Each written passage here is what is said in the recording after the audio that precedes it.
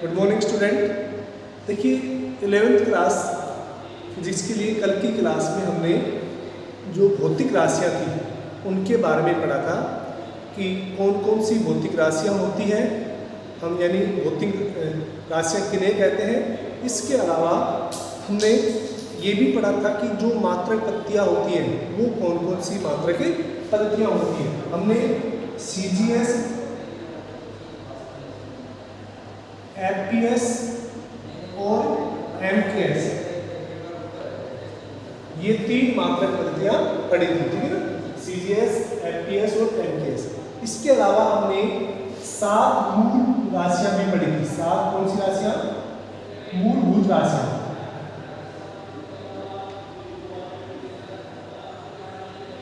इनके बारे में हम बात कर चुके थे। एक बार देख लेते हैं कि जो मूलभूत राशियाँ हैं वो कौन कौन सी है, इनके बारे में देखिएगा। हमने जो पहली मूलभूत राशि थी उसके बारे में बात करें तो वो था द्रव्यमान, यानी जो फर्स्ट मूलभूत राशि थी द्रव्यमान। तो जो द्रव्यमान को हम m से लिखते हैं, इसे दर्शाते हैं m से दर्शाते हैं, और इसका जो मात्रक होता है वो आपको पता है किलोग्राम होता है। द्रव्यमान का जो मात्रक है वो क्या होता है? किलोग्राम होता है। ये हमने एक बात की थी। इसके अलावा हमने कल लंबाई, इसके बारे में बात की थी। इसको हम L से लिखते हैं और इसका जो मात्रक है वो मीटर होता है। लंबाई का मात्रक क्या होता है? मीटर होता है। इसके अलावा समय के बारे में हमने बात की थी। समय को हम T से लिखते हैं और इसका जो मात्रक है वो सेकंड होता है, ठीक है। और इसके बाद जो विद्युत धारा है, विद्युत धारा जिसको हम I से लिखते हैं और इसका मात्रक एम्पियर होता था। नेक्स्ट जो मूलभूत राशि है अगर उसकी बात करें वो है पदार्थ की मात्रा। पदार्थ की मात्रा जिसको हम मोल से लिखते थे, ठीक है, MOL। हिंदी में भी मोल लिखते हैं और इसकी जो यूनिट है वो ध्यान रखना MOL होती है, ठीक है ना। पदार्थ की मात्रा को मोल से दर्शाया जाता है, लेकिन इसकी जो यूनिट होती है यानी जो मात्रक होता है वो होता है मोल, ठीक है। इसके बाद तापमान। अगर हम तापमान की बात करें तो तापमान को हम केल्विन में तापमान को हम केल्विन से लिखते थे और इसकी यूनिट क्या होती है? केल्विन, जिसको हम A से लिखते हैं, ठीक है।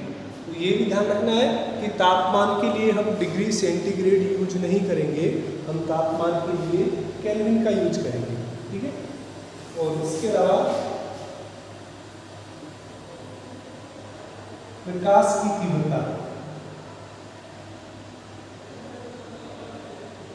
ठीक है ना। इसको हम किस नाम से बोलते थे? लैम्डा बोलते हैं, और इसकी जो इकाई है वो मात्रक वो क्या होता है? CD। यानी ये हमने कल बात की थी कि ये 7 जो भौतिक राशियां हैं, ठीक है, इनके बारे में, ठीक है। तो आपको पता होना चाहिए कि कौन कौन सी भौतिक राशियां हैं। अब देखिएगा जिनको हम मूलभूत राशियां भी कहते हैं। अब इन 7 मूलभूत राशियों के अलावा जो शेष राशियां होती हैं उनके बारे में बात करते हैं। उनको हम क्या बोलते हैं वो देखिएगा। तो सेकंड टाइप है आज के लिए, आज की क्लास का फर्स्ट टॉपिक है व्युत्पन्न राशियां।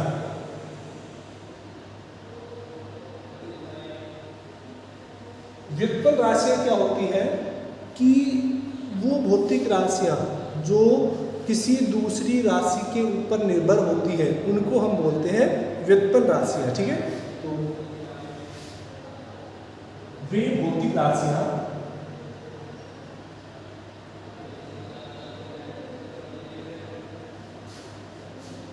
जो मूलभूत राशियों पर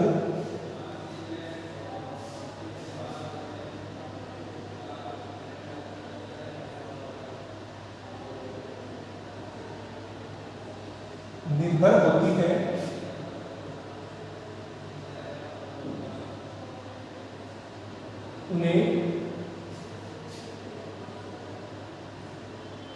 व्युत्पन्न राशियां कहते हैं।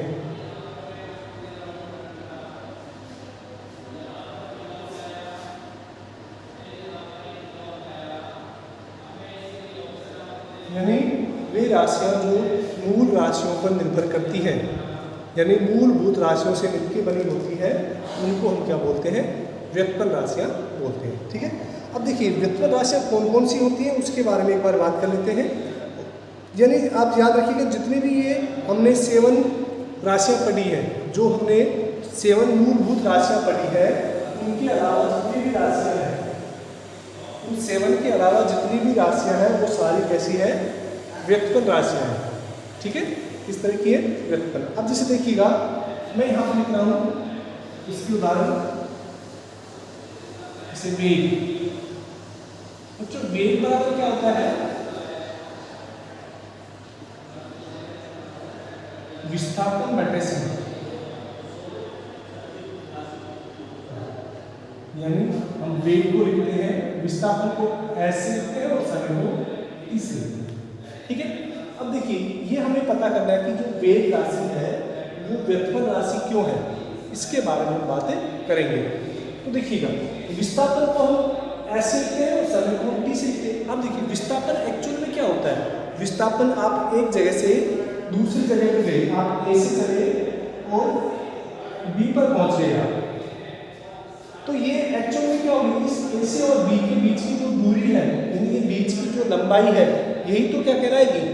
विस्थापन कहलाएगी। ठीक है, तो एक्चुअल में जो विस्थापन है वो लंबाई होता है। विस्थापन है वो क्या होता है? लंबाई होता है, और इसका मात्रक क्या होता है? मीटर। समय है, इसका मात्रक क्या होता है? सेकंड। तो मीटर पर सेकंड को वेग का मात्रक कहते हैं। ठीक है, तो यानी मीटर भी एक मूलभूत राशि है और समय भी एक मूलभूत राशि है, और इन दोनों के अनुपात को हम वेग कहते हैं। यानी जो वेग का फॉर्मूला है, वेग का जो सूत्र है, वो 2 मूलभूत राशियों से मिलके बना है। तो याद रखिएगा कि जो व्युत्पन्न राशियां होती है वो मूलभूत राशियों से मिलके बनी होती है। ठीक है, अब देखिएगा, यानी आपको ये देखना है कि जो व्युत्पन्न राशि है वो किससे बनी होती है? मूलभूत राशि से बनी होती है। मैं इधर लिखता हूँ, थोड़ा सा इधर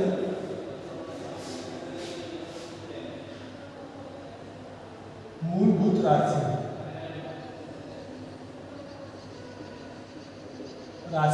कहते हैं। ठीक है, तो ये थी व्युत्पन्न राशि की डेफिनेशन। अब देखिए एक और ले लेते हैं हम, जैसे कि बल। बल बराबर क्या होता है? द्रव्यमान इंटू विस्थापन।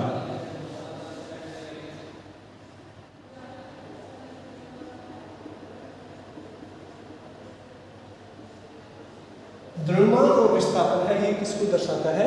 बल को दर्शाता है। अब देखिए, यानी आपको फॉर्मूला भी पढ़ा होगा आपने, F = mE।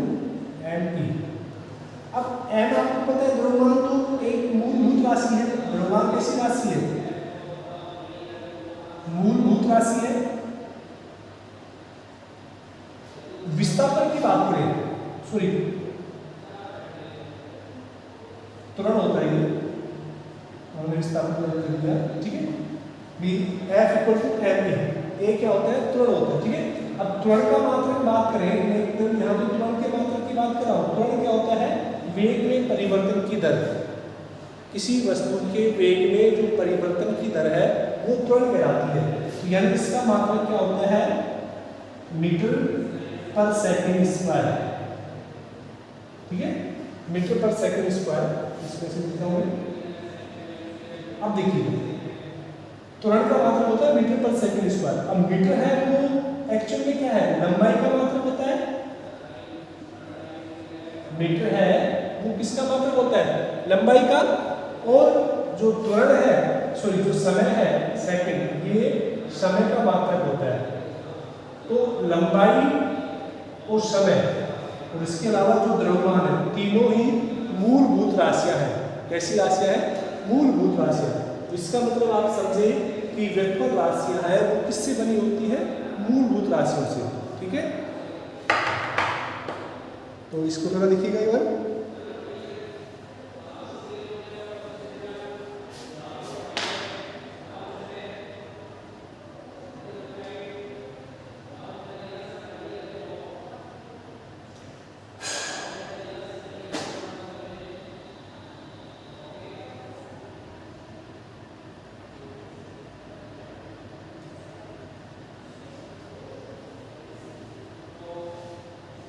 ये हो गया। अब देखिए नेक्स्ट हम बात करते हैं नेक्स्ट राशि के बारे में कि वो कौन सी होती है।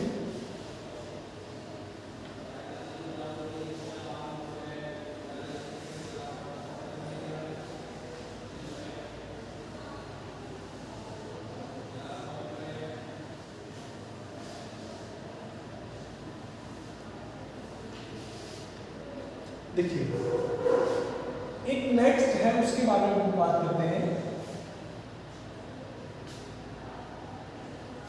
थर्ड टाइम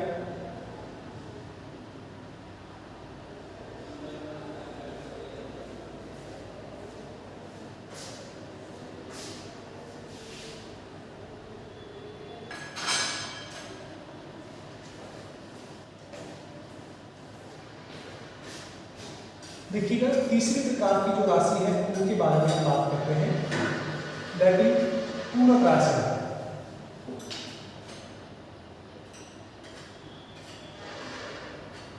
ठीक है, तो पूरक राशियां हैं वो कौन कौन सी होती है। एक है समतल कोण,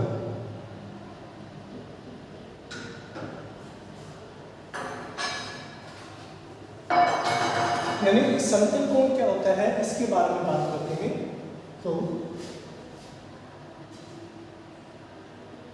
दो विमीय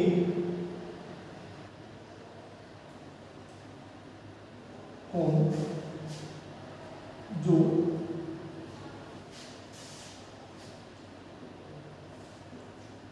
दो अक्षों के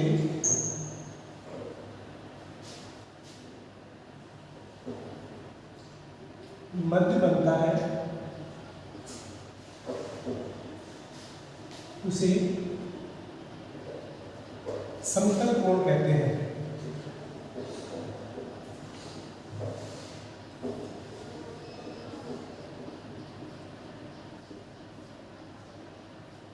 ठीक है, यानी जैसे देखिएगा ये जो कोण होता है, ठीक है ना,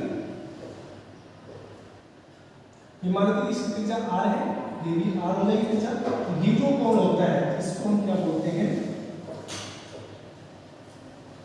समतल कोण। ठीक है ना, तो समझिए समतल कोण, तो इसका मात्रक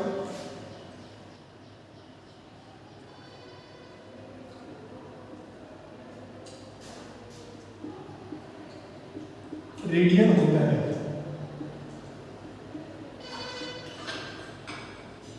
तो आपसे पूछा जाए कि समतल कोण का मात्रक है वो क्या होता है, तो समतल कोण का मात्रक है रेडियन होता है। ठीक है,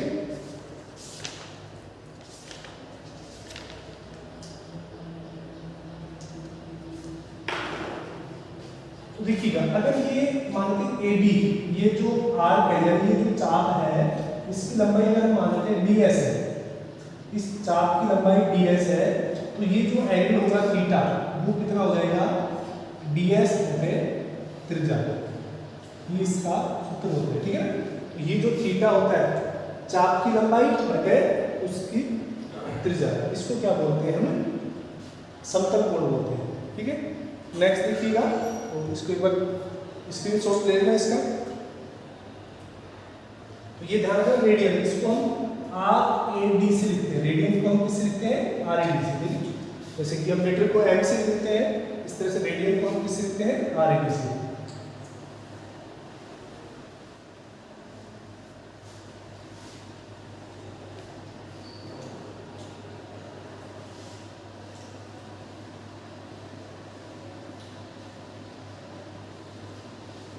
तो देखिए नेक्स्ट है जिसके बारे में बात करते हैं ठोस कोण।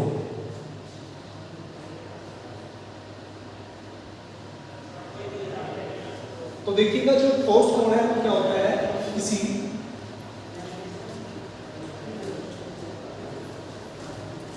त्रिविमीय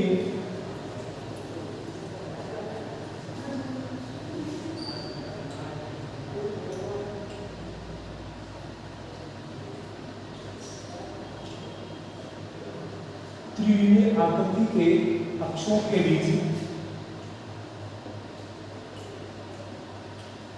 अक्षों के मध्य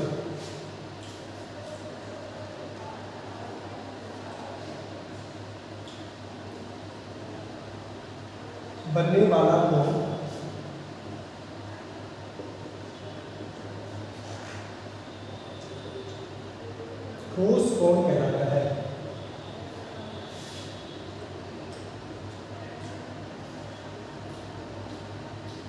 ठीक है। तो देखिए त्रिभुज आकृति, जैसे मान लीजिए कि ये कोई एक्सिस हो गया, ये वाई हो गया, और ये किसी भी ये जो तीनों कोणों के बीच में ये जो कोण बनता है इसको हम क्या बोलते हैं,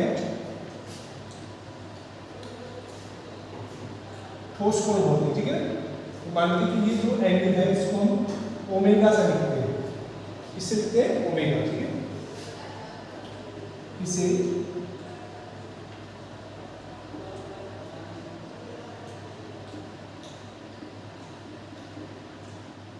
ओमेगा से दर्शाया जाता है,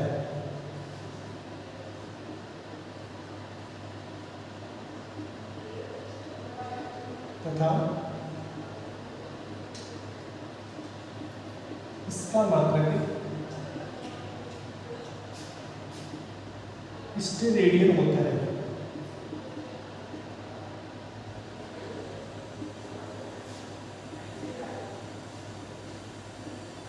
पूछा जाए ठोस कोण का जो मात्रक है वो क्या होता है, स्टेरेडियन, ठीक है ना।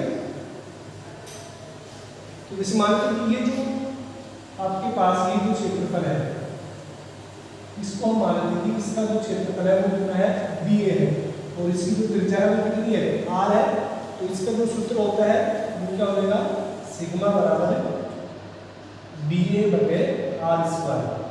बी क्या होता है, इसका फॉर्मूला होता है, ठीक है ना। ठोस कोण का जो फॉर्मूला यूनिट हमने बता दी, स्टेरेडियन, क्लियर। तो देखिएगा आज के लिए इतना ही, उनको नोट करना है आपको, और इसके बाद का जो नेक्स्ट क्लास में हम डिस्कस करते हैं।